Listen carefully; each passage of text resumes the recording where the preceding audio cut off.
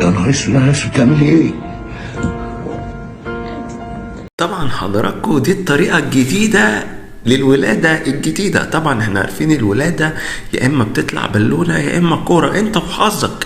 طبعا الحاج واقف منبهر وعايز يشوف البنت دي، مش عارف بقى دي مراته ولا مين دي ولا بنته. المهم البنت الصغيرة ماسكة المقص وبتقص طبعا الفالنة بتاعت الفنانة اللي نايمة بقالها 50-60 سنة وكلهم فاقدين الحواس. طبعا كلنا عارفين الكلام ده.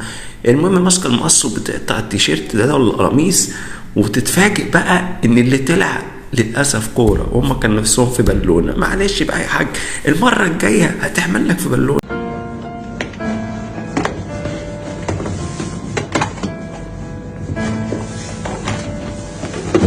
يا نهار اسود، بص ما حسيتش تعالي بينا. يلا طبعا الحاج واقف عمال يقول لك يا رب بالونه يا رب بالونه. والحمد لله بعد صعوبه كبيره. طبعا العمليه كانت صعبه، العمليه كانت قيصري يا جماعه.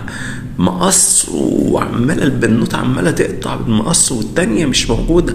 والحمد لله الحمد لله ولدت في بالونه وجابت لنا بالونه خضراء، وتتربى في عزكم يا عم الحاج. وما تقلقش بكره تجيب بلالين كتير يعني. يا نهار اسود، يا نهار اسود، ايه اللي قطع التيشيرت كده؟ مش قلت لكم الفنانه طبعا فاقده جميع الحواس، مش حاسه ايه اللي بيحصل. طبعا قامت من النوم ما لقيتش طبعا البالونه اللي كانت حامل فيها. البنت كانت حاطه لها تقريبا مخدر ينيمها 50 سنه، وطبعا المخدر طلع مضروب واحنا طلعنا ما بنشوفش طبعا. كويس انك جيت يا شادي. تعالى الحق النايبه السوداء. خير يابا، النايبه المسيحه.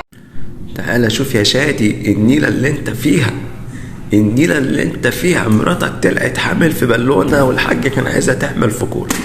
معلش يا حاج، معلش يا شادي، معلش تتعوض المره الجايه ان شاء الله. المره الجايه تعمل في كوره. المره دي حملت في بالونه ولدت بالونه، المره الجايه تولد لك كوره. الهلهل اللي احنا فيه. استهدى بالله يابا، في ايه؟ استهدى ايه؟ مراتك استخبلتنا كلنا واستخبلتك انت. استخبلتنا؟ يعني مراتك مش حامل يابا، دي بطنها قد كده تقول لي مش حامل؟ عارف حامل في ايه؟ في نفيخه بالونه. لا مؤاخذه يا حاج، بس ممكن اقول حاجه صغيره؟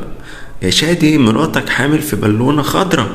الحاج نسي يقول لك كده، بيقول لك نفيخه. نفيخه ايه يا حاج؟ دي بالونه خضراء. قول له اللون حتى يمكن قلبه يحن شويه.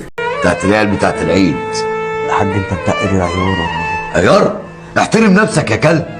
طبعا شادي بيقول لي لابوه انت شكلك متقل في العيار. قال له عيار ايه يا كلب؟ ما تخش يا شادي، انت قاعد ليه يعني؟ ما تخش تشوف مراتك جابت لك ايه؟ ما جايبه لك بالونه. ان شاء الله المره الجايه تجيب لك كوره، ما تقلقش.